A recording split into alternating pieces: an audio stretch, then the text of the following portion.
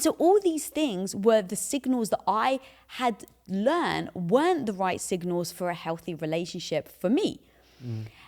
But the truth is that we have exactly the same value system. How did you know that?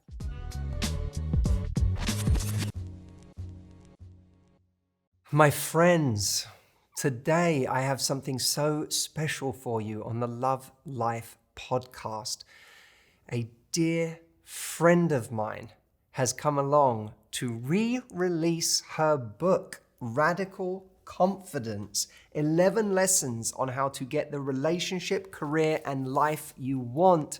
Her name is Lisa Bilu. She is the entrepreneur, producer, best-selling author, public speaker, and host. She co-founded the billion-dollar brand Quest Nutrition and is the co-founder and president of Impact Theory Studios, a revolutionary digital-first studio that produces wildly entertaining and original content focusing on themes of confidence and empowerment. And she is joining us today to talk about a brand new chapter that she has added to this book on relationships and finding love. I have never seen Lisa be as vulnerable and as open as she was in this conversation. She goes all the way back to before her marriage with Tom Bilu, to a time when she herself was struggling with confidence, where she was accepting toxic and difficult behavior from someone, where she found it hard to leave, and where she had to do the brave work of healing so that she could finally meet the person that was right for her. It is a powerful conversation. I am so excited for you to listen to this. And we get to talk all about her brand new chapter in her book, Radical Confidence. This book is a great accompaniment to this conversation. So if you have not got a copy, grab a copy of the new paperback. It has just come out and I highly, highly recommend it. Lisa is one of the most authentic, bold, and unashamedly individual people I have ever met. And I am so excited, especially if you don't know Lisa, to introduce you to her in this conversation. I present to you Lisa Bilu.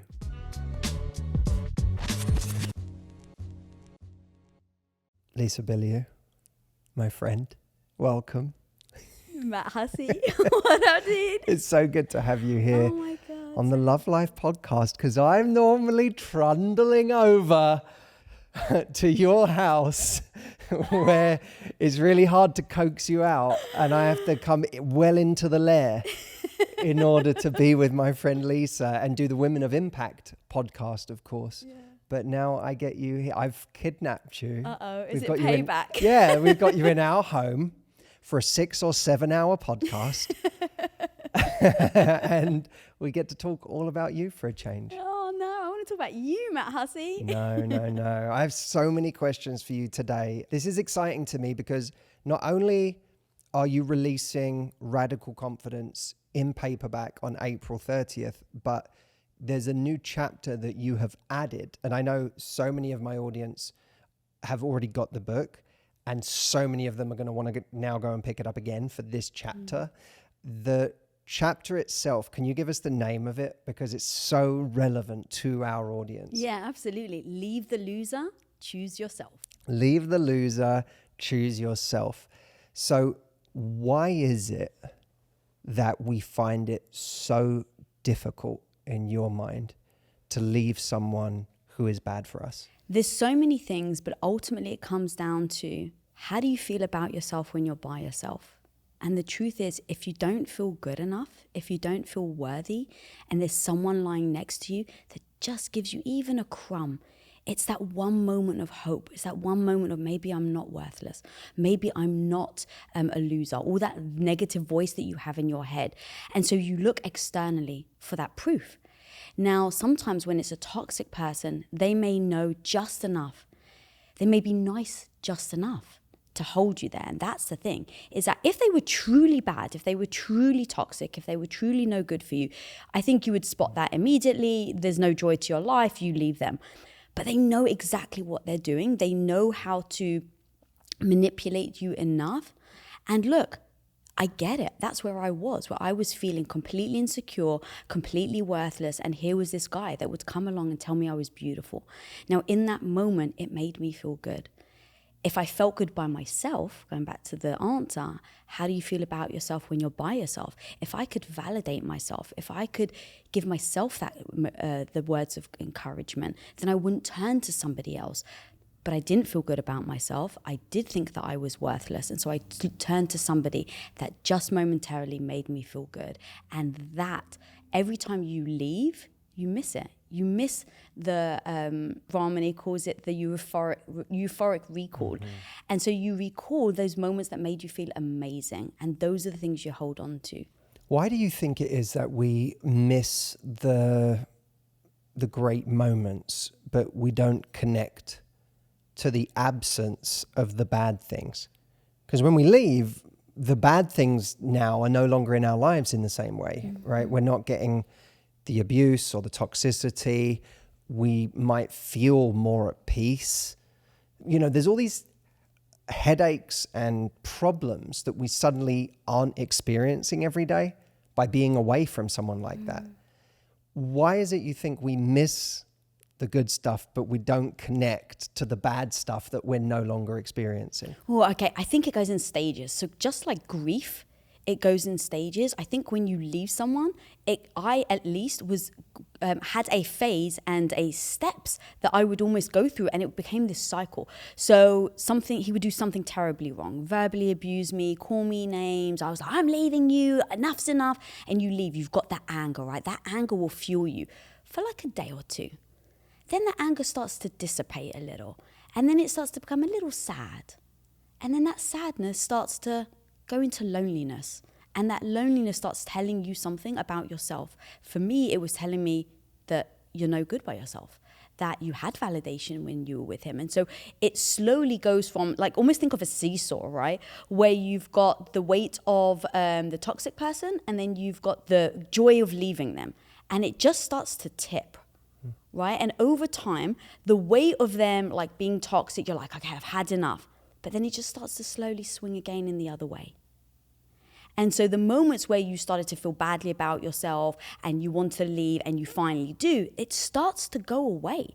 And what you end up with are those moments that feel good, because those are the things that I think almost like through evolution, right? It's like, okay, when something feels good, like sugar, what do? You seek for it in abundance because you don't know when it's going to come back again.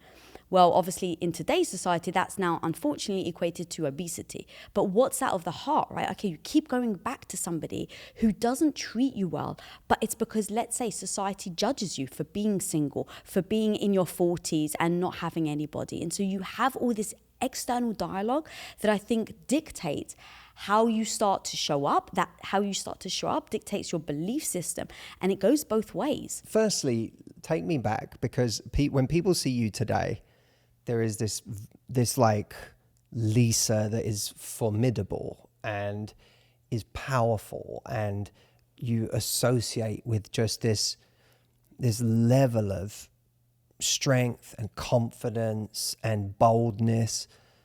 It would be hard for people, I think, to like try and picture you as in any way. I don't know how you would have described yourself at that time, but whether it's scared or down on yourself or meek or afraid. A chihuahua. That's how you would describe yourself. So take us back to Chihuahua Lisa and how do we get back to her from who you are today? Yeah, I definitely wasn't confident. My confidence came with time and age. And so back then, that was one of the reasons why I stayed. So I was 15 years old. I was bullied and teased. I didn't feel pretty ever. And at 15, there was a boy that was finally interested in me. And so that alone became the validation that I'd been seeking, that the movies told me my whole life that I was going to get to. And because I didn't have the self-esteem and I didn't understand what a value systems meant, what my morals were, I didn't have any boundaries. So along comes him, and I basically was like, oh, do what you can to keep the guy.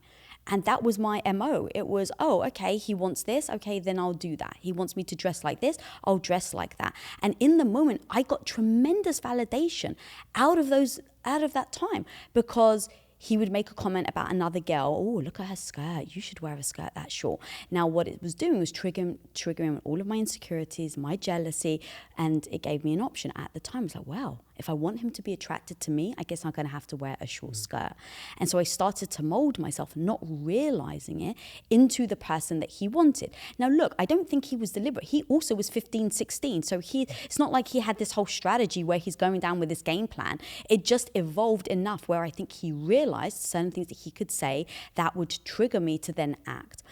And before you know it, 3 years later, I'm a totally different human. I'm not standing up for myself. I have zero boundaries. And so when you ask me what type of woman was I was the Chihuahua, because the Chihuahua is small and it freaking barks. Why does a Chihuahua bark as much as it does? Because it doesn't know how else to protect itself. So it just keeps yelling as a defense mechanism. That was me. So over time, I realized that almost the only way I could survive. Now, I actually don't mean that from my actual life was at stake. It wasn't. But I mean emotionally survive was over time, I gave as good as I got. And so as he was toxic, as his behavior escalated, mine did too. And I did become that Chihuahua. It was the only way I could survive. And so if he was going to yell at me, I started to yell just as much back. Now, what that did, though, is it entangled us even more, enmeshed us even more into that dynamic. And I didn't realize. And it wasn't until I had to just, over time, realize, what relationship do I want? Do I actually want to be here for the next 20 years? He was diminishing my dreams. He was putting me down every step of the way. Do I still want that? And then it became at this pivotal moment where I just changed because I was going to college. So I almost was thrusted out of that environment. And I think when you are pulled out of something, it's easier to see, that's why they call it the bird's eye view, because you can really see what something is. And so me going to college ended up being that kind of catalyst and that pivot of I don't want this relationship in 5 years. I don't want to feel like this in 10 years. And so I was around new people, learning new skill sets, and boundaries is a skill set. Standing out for yourself is a skill set. Confidence is a skill set. And so it just takes these little moments, these little times that really do end up stacking up. And like I was saying, it's not just though in that relationship arena. It is in other places. I was starting to do better in school. I was starting to make better movies. I was starting to actually do well. I was starting to take all these different classes and pass them. So I was building really the validation in myself in all these other areas that allowed me to not just necessarily rely on one person to make me feel good about myself. A lot of people, when they go to find something else, they don't know what the right thing even is. They've experienced the wrong thing for so long, or something that hurts them, that it's, Audrey always says, chase the right things, and she doesn't really mean chase, but when we spend our lives chasing the wrong things, it reliably makes us unhappy. So chase the right things. But a lot of people don't know what the right things are. What are those things that I should be gravitating towards? How do I know them when I see them? What should I be choosing based on? So when you met Tom, what made you go beyond feeling attracted? Well, I suppose at first, were you attracted? Was there an attraction immediately?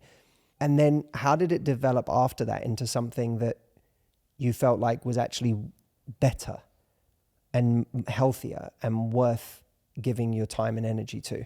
Yeah, so the funny thing is, if we were dating and we were on dating apps, he would never have dated me and I never would have dated him. Why wouldn't you have dated him? We wouldn't have been matched. It's because on the surface at the time, I was 21 years old, and thinking what I wanted wasn't actually what makes for a great relationship. And so what I thought I wanted was a guy with a really nice car, and he puts on a suit and he wears cologne, all very visual, right? Because I was kind of taught growing up in North London, where it was if a guy drove a nice car, it means he could provide. And growing up Greek Orthodox, that was drummed into me every single freaking day, was you need to find a man that's going to provide. So subconsciously, you're looking for these moments in these things that signal to you that this person can provide. And so that was one thing. Also, just people say, oh, you got to do things that you have in common. Tom and I, literally opposing music. I get in his car and I call it the screaming music, where it's just like headbanging and screaming and I can't understand a word of it. And I love R&B and hip hop. So it's like all these little things that I thought I wanted, where I thought, okay, the car.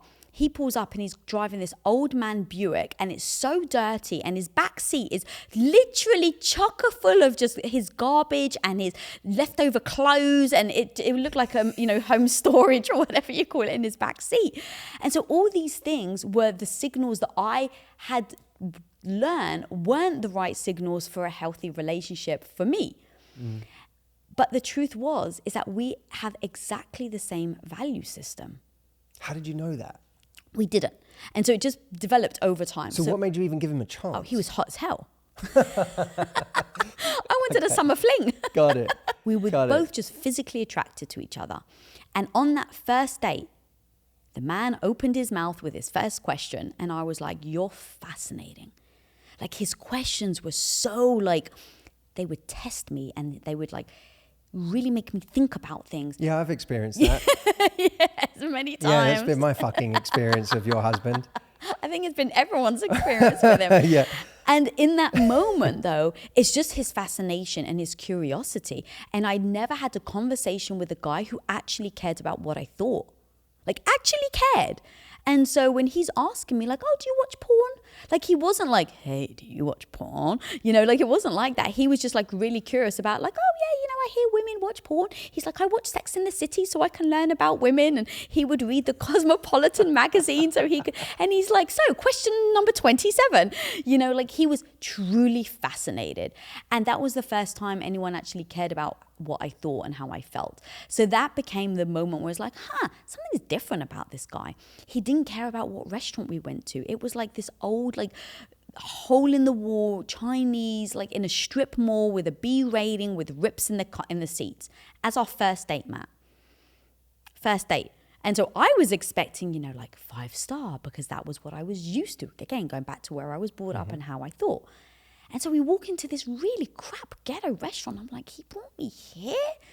And the poor man was like, oh yeah, I really love their food. And he really meant it. He just loved their food. And so he didn't try and catch the fish. And so I was just so appreciative of him being really naturally inquisitive of who I was. And so that started to really evolve as our discussions, as we started to date more and more, that we never watched television. And we would entertain ourselves. We would go on photo shoots. We would take our cameras and we would go to the desert and do this photo shoots, and then go back to his house. And he had this little green dark room, and we would print our own film, like you see in the movies, where it's all red in there. And so it really allowed us to appreciate the arts, encourage each other's creativity. No one had ever done that with me. He was so curious. He made me think about things. He never pigeonholed me. And so thinking about, obviously, all in hindsight, what we were doing is we were understanding each other's value systems. We were understanding what actually drove each other instead of just seeing what was on the surface. How did you stop yourself from being deterred by those things that normally would have been markers of like, not for me? It feels like thoughts over feelings. I think I was thinking a lot. I don't want a guy with this type of car. I want somebody that's like this. Instead of actually going, well, why? First of all, why do you not want someone with a certain car or with a certain dress sense? Like, why is that important to you?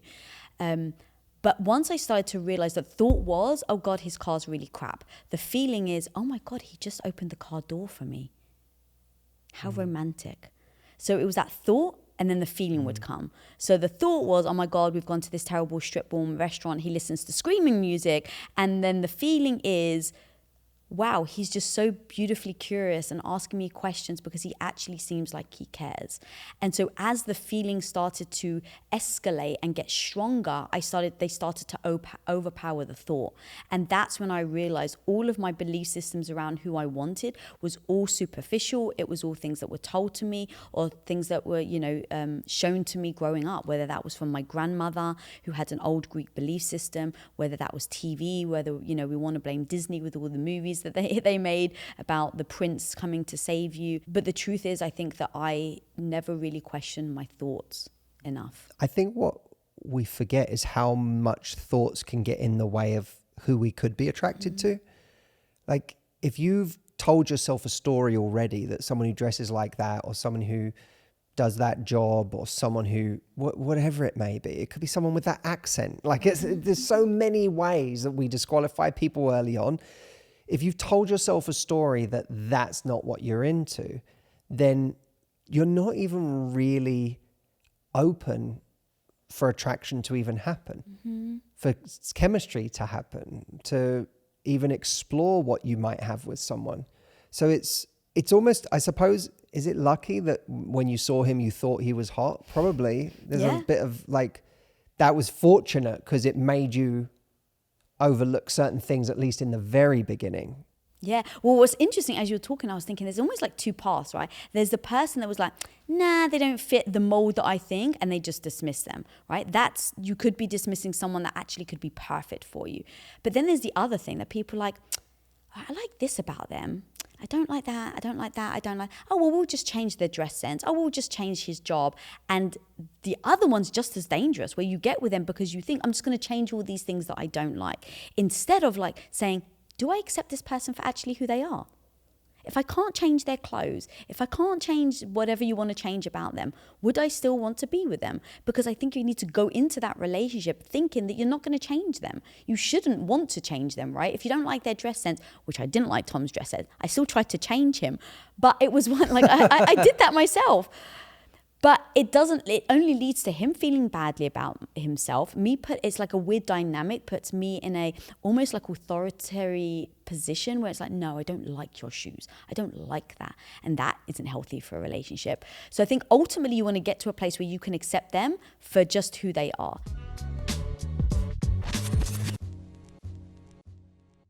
Before we continue with the episode, whether you are old or new to the Love Life podcast, you may not know that we have a free training with me called Dating with Results, where over an hour, I am with you, showing you the foundations of creating the love life you want. Dating is hard. It is not easy, it is confusing, and we meet a lot of bad behavior, flaky people who don't want the same things as we do. And if we're not careful, we can waste an incredible amount of our precious time with the wrong people. Dating with Results is about getting you the love life, the person that you deserve, by showing you practical ways to start to make progress in your love life and find love faster. So if you have not already, please take advantage of this free training. You can find it at datingwithresults.com. This is just 1 hour of powerful content for you to help you in your love life today. So go to datingwithresults.com and watch it right now. All right, let's get back to Lisa Bilu.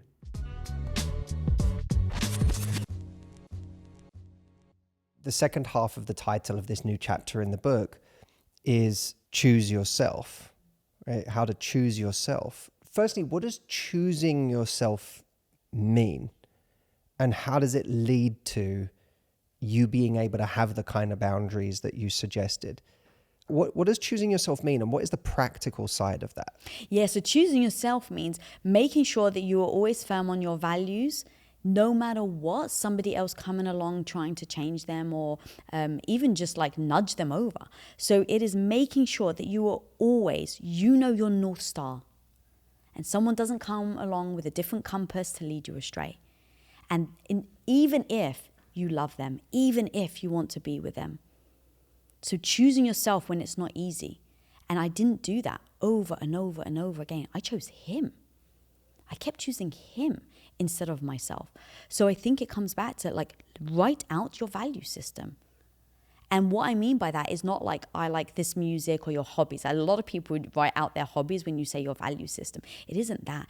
Value system is like, I value family and friendships over business and money. What if your value system is, I value love over all else. You know, I think love is the most important thing in the world. And so that value has made it so important to you to find love.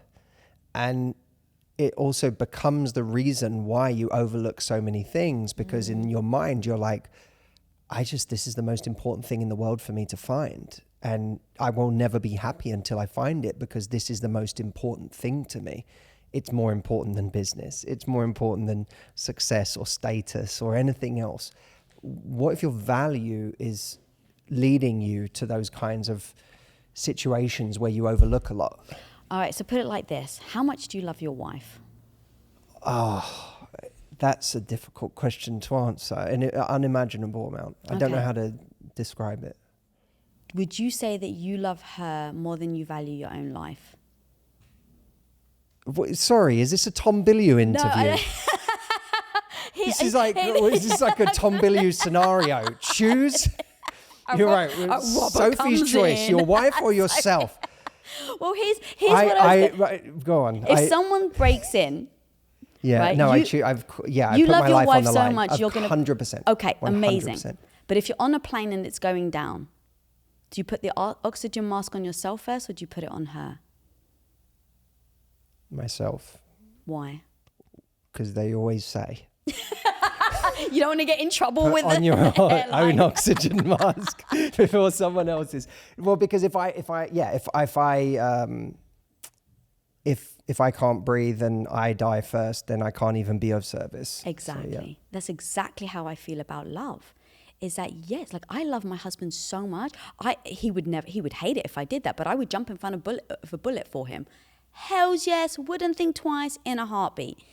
But the truth is, when it comes to love, if you don't put yourself first, how can you be there for them? Like if you really love Audrey and you know life's never going to be easy and you actually want to be there for her. You want to be there for her when she's struggling. You want to be there for her when she's going through all these different things in life. If you don't take care of yourself, how are you going to be there for her?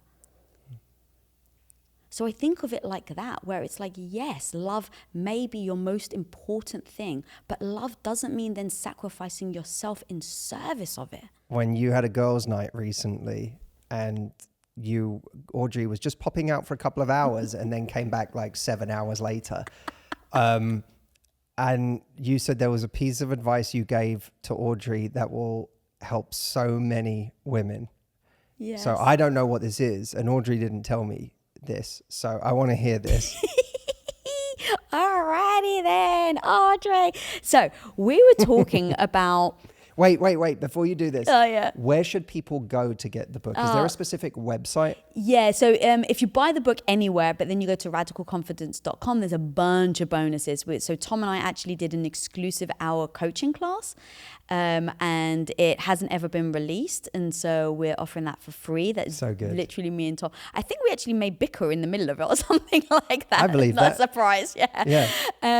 So, and then you get like a workbook that also goes with the book. And so you can actually take like workshops and stuff like that. So you can go to radicalconfidence.com once you're going to want to do it just for that conversation between Tom and Lisa, because it is never dull. Watching you guys give relationship advice is one of the great joys of my life.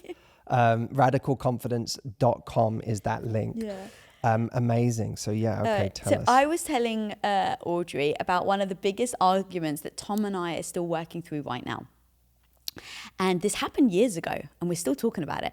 So I watched an interview, I think it was like a round table with Jada Pinkett Smith and Will Smith. And they were talking about one of their biggest conflicts. And it was that Jada just wants to be with Will, and Will thinks he has to give her a lot of things. So he builds this house and he's like, I'm doing it for my family. And she's like, you're spending too much time on it. I just want to be with you. He's like, what do you mean? I'm building this house for my family. And he's spending all this time building. She's like, I don't want it. You're doing it for you. And he's like, no, I'm doing it for my family. So then she's like, he buys her this massive house and she's like, I didn't even want the house. And so they kind of move on, but he's just like really upset that she's not happy. So then it's like her birthday, and she's like, I just wanted something mellow, really intimate friends, like really just us lot. And he throws her a massive surprise birthday party. And he's like, I did it for you. And she's like, what he didn't realize is that over and over and over again, he keeps doing all of this work and all of this effort and showing up thinking that it's for me, but really it's to fill his own ego. And he's sitting there going, yeah, you're right. It is my own ego. And I was like, oh my God, this is me and Tom. He does it for himself. Thank you, the Smiths. I feel like I've just taken the blinders off. Wow, this is changing my relationship. I can't wait to tell Tom. I sit him down. I'm like, babe, I can't believe this. I just discovered this. And he looks at me after. I'm like, and babe, you're doing it all for you. And he looks at me and he's like, you've missed the point. I was like, what do you mean? He's like, that's not accurate at all. And actually, it's the opposite. And I'm like, what do you mean? So it turns out, what I've realized after all these years, 23 years of being with my husband, guys, I finally figured this out. He says, babe, I do it for us. But it's not that I want you to be appreciated, like that, not just that I want you to thank me for it. I want you to actually appreciate the fact that I'm doing it for us.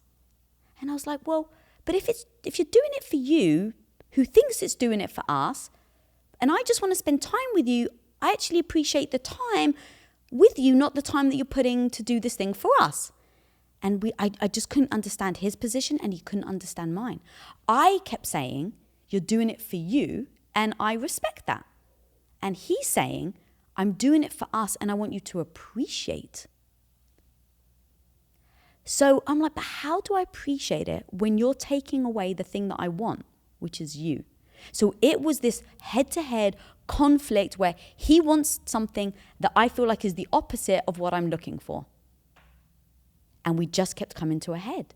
And so what I said to Audrey is, let me save you. Because she was like, yeah, Matt loves doing what we're doing. We're building this business together.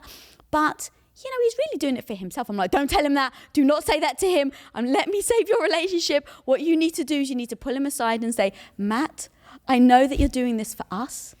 And I appreciate all the time that you're taking to do this for us.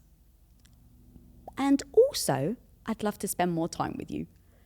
But if, I was like, I don't want you to do it for me. I want you to spend more time with me. I was actually not understanding what his love language was. And it was a language of appreciation for how hard he works. And if all I do is complain about how hard he works, he interprets it to mean that I don't respect how hard he works. And so I'm in the process of figuring out how I show him my appreciation and I show him the respect, but I also get what I want, which is more time with him. It's complex. What's your thinking on all of this, Matthew? What do I think about all this? I think... Oh, this is so complicated. I think... So Tom needs you to acknowledge that he's doing it for the two of you. To show my appreciation that he's working as hard as he is for us both. And I used to say to him, you're doing it for yourself so that you feel a certain way about how you show up in the relationship. Because he wants to say, I'm as the because man this is of like the a source of relationship. validation Yes. for him that he gets to provide, impress, do these things. Correct. This is a big part of his identity. Correct. Is doing these And things. I'm saying that I do not value what he is doing. God, that's complicated. So yeah. Because he'd have to, because you could say, I want you to do this less and give me what I really want, Correct. which is time. Correct. But he'd have to change his entire way of, his entire kind of how he identifies. He would have to change his value system. So now actually looping everything together, when I said, what's your value system? He would have to change his entire value system of who he is as a man to show up in this relationship. Yes, and what gives him value as a man, right? Correct. Yeah. And so I'll tell you how I'm now handling it. So instead of thanking him and appreciating how much he works, I pick specific things. So for instance, he always handles all the legal issues that our company ever has. And it's because I really don't want to deal with legal stuff. And so I just say, I really appreciate how much you take off my plate and handle the legal issues. I really appreciate the intensity in which you showed up for your interview today, right? So let's say he takes 10 hours to prep for an interview. And I'm like, I don't want him to prep for 10 hours. I don't say that, but let's just say for argument's sake. Instead of me complaining, instead of me going, you're doing it for you, I can actually understand where his value comes and say, I appreciate how seriously you take your role in the company so that you show up and actually nail that interview. Right? So I'm showing my appreciation for that. But that doesn't mean that I'm silent about what I need. So then that's the next part where I'm like, I need, right? So you actually separate the two. It's not, I want you to not work so that I can spend time with you. It's, I want to show my appreciation for everything you do. And also, I would like to spend more hours with you. How do we do that? And so you actually separate the two. This was my new strategy, where you separate the two. Now he still feels very valued. He still feels very appreciated. I'm able to say that I appreciate him without lying, because that was the thing. I'm never going to say it back. And that was my sticking point. And I'm like, but I don't appreciate how long you work. And I don't appreciate how the hours you put in, because I'd rather you be with me. So now I just pivot and I say, I appreciate the what you do, and I would appreciate if you can schedule some time to spend with me. So you're separating the two, you're making them feel very valued and very valuable in what they do and how they show up.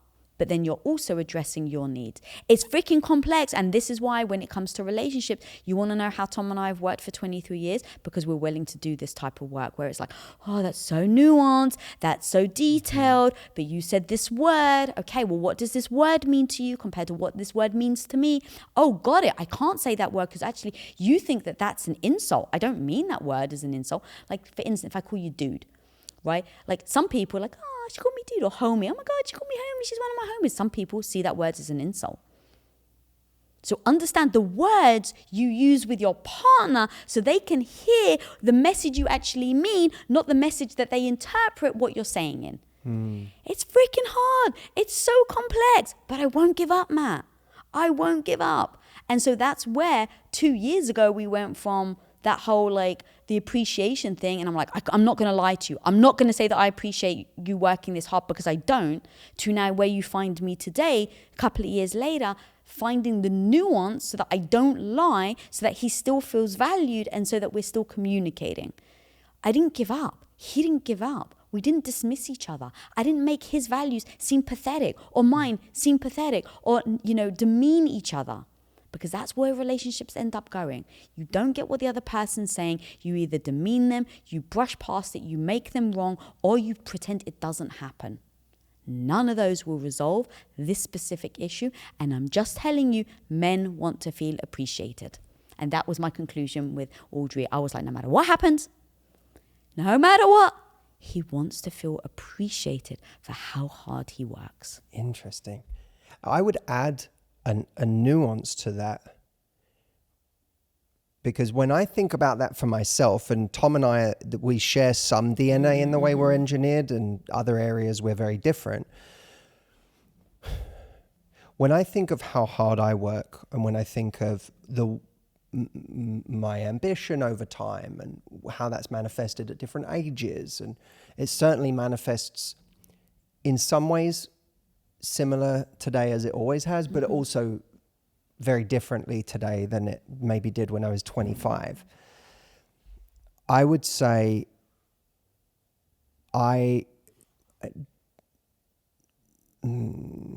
it's nice to have appreciation for how hard I work, but I think what makes me feel seen as well is appreciation for how hard it is for me to unwire that. Like, do you want to unwire how hard you work? Yes. Oh, interesting. Yeah, that's where me and Thomas slightly were different, because for me, I want to find a rhythm that is better in life. I'll never not work hard, because it's kind of I'm not engineered to not do hard things. But the mutation of that is the like masochistic level of working, the level of working that ceases to make work fun, where it's no longer enjoyable. It's just, I'm always operating at this near overload. And I would say what would make me feel very unseen is if Audrey had no context for why I'm like that and where that comes from in my life, and instead just said, basically shamed me for like working as hard as I do, or for like always working, or for, as opposed to when this is where Audrey is, as you know, a Jedi, is with empathy. And because she understands there's a, like my nervous system is very much trained to feel in danger if I'm not killing myself. And that there's a lot of unwiring that has to happen for me to slow down, and that's a process, and it takes a lot for me to do that. That acknowledgement of how hard it is for you to shift this because of your history and because of your background and because of your influences in life, that acknowledgement of how hard it is for me to shift that is one of the things I would say that means the most. That in a way, that's like a form of appreciation for me, is that I appreciate that your wiring is different to mine. And A, you get more enjoyment out of going this crazy than I do. But B, it's also harder for you to unwind because you have your own set of influences that have made you feel like in order to be safe, you have to kill yourself working really hard.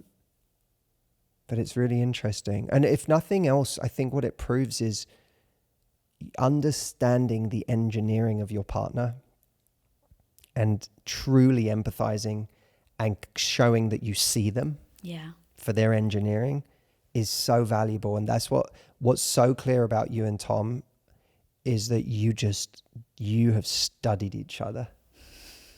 And by studying each other, you've just made it so that no one else could ever come close to making you guys as happy as the two of you make each other, because you two have like spent time on that manual of each other's brains like no one else has. Yeah. And that I find that inspiring, and it's something me and Audrey look at you guys and we're like, there's something so special about their relationship. There's something so special about what they've figured out, and it's very, very inspiring to us. So yeah. Thank you. Thank you. Yeah, well, thank you for sharing that. And I think that really, it goes back to knowing the partner and the appreciation part of it, right? The work thing is just like my example with Tom, but he loves working as hard as he does, right? So it's not like he's draining himself. He feels shitty. Like it's like, oh my God, this is an addiction that I need to unwire. Like he actually likes working that hard because it gives him a sense of satisfaction. Yep. But to your point, it's really the fundamental thing of what is your partner doing? And ultimately, people want to be appreciated. I don't care who you are, whether it's your business partner, friends, romantic partner, every single person wants to be seen. And I think you said the word seen, and that really actually hit me. I think that's what I mean by appreciation. It's like you want to be seen for exactly what you do and who you are. And the problem is in relationships, you view it from your lens. Yeah. And so if you view something from your lens and you're echoing how you would feel if you were in their position, you may be either demeaning or not showing appreciation or respect to the other person because they just have a different view system, a different, lens that they're looking through. And so one of the things, even when I get asked, like, what's the number one thing for a relationship? It's like, not only is it communicate, but you have to actually understand the words that you're using in that communication. And that ended up being a big thing because he was saying like appreciate. And I'm like, well, what does that mean to you? Like, what does appreciation mean to you? Like, how does someone showcase that? Because what that means to me is going to be very different. You may buy me flowers and all of a sudden I feel appreciated. But if I bought you flowers, not so much. So what does that look like? And so that was where we really refined, okay, this is what it means for Tom, but I don't want to lie if I don't appreciate it. So how do I navigate making sure that I'm able to give my husband what he needs, but always staying true in my own self? Back to my value system. My value system says I'm always going to speak truth, even if it hurts somebody. So how can I make sure that I stick to my value system? I'm always truthful with Tom, but I'm showing him the appreciation. And so that's kind of where it came from. And so anyone listening, if you're not single and you're in actually a relationship, ask your partner, how can I show my appreciation? And if you are single, write down right now how you want to be seen, how you want to be appreciated, so that you know, so that by the time you get into a relationship, you've got the words that you can articulate to your partner in order for them to be able to show up and do it. But if you don't know and you're expecting your partner to figure it out, then it's like literally closing your eyes, have given me a dart and hoping me to hit a bullseye, like spinning me around and then hoping. It's like, well, not so much. So making sure that you're utterly clear on what that looks like, I think, is really the key to it all.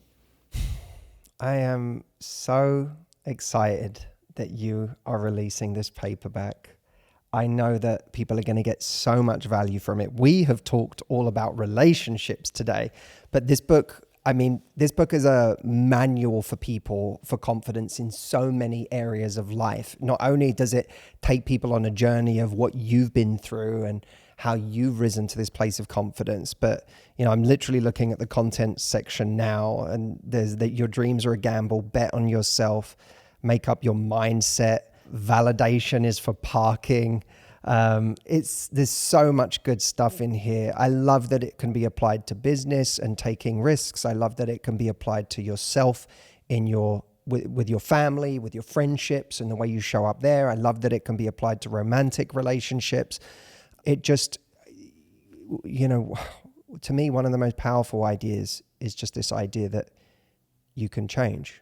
And it's so simple as to be laughable. But just for me, that concept, I'm watching my mum now. She's in her 60s, and I'm seeing her make these extraordinary, subtle but profound changes in what she accepts in life, what she doesn't accept, how she shows up, the way she sees things, the way she sees herself.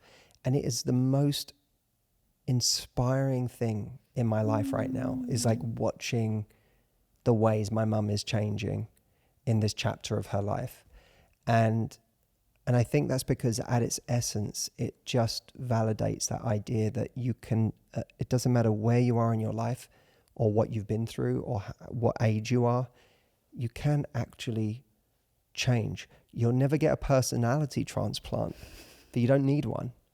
There are subtle changes you can make that drastically change the results that you get in your life. And what I love is that this book gives people a manual for making those changes. It's a wonderful, wonderful book. I hope everyone goes and gets a copy. It's called Radical Confidence, 11 lessons on how to get the relationship, career, and life you want. And it now includes a brand new chapter that is focused on leaving the wrong kind of love and choosing yourself. Lisa, I love you. Thank you so much for being here. This is such a joy. And let us know what you think as well. Leave a comment. Let us know what spoke to you the most about this episode. Let us know what hit you the hardest. What do you take away from this?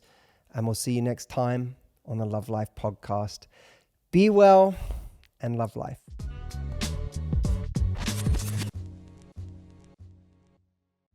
Thank you so much for listening, everybody. If you haven't already, at some point during the conversation, grab a copy of Lisa's book, Radical Confidence, 11 lessons on how to get the relationship, career, and life you want. The link to get the book is radicalconfidence.com. So go and check that out. And thank you, as always, for listening to the Love Life podcast. By the way, quick note before you go, we have our retreat coming up this year from the 9th to the 14th of September. Now, we did just release a brand new book.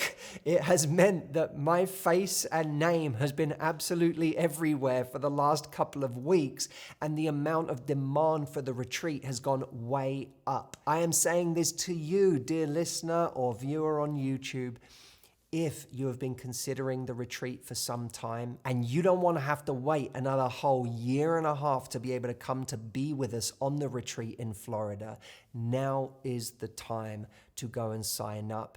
It is at mhretreat.com. We are already 2/3 full on the program. We are getting more full all the time. It's a live event. There are a set number of seats. So once they're gone, they're gone. If you want to do the deepest work with me and my team in person for 6 days, then go to mhretreat.com and check it out. In the meantime, until I see you in the next episode, be well and love life.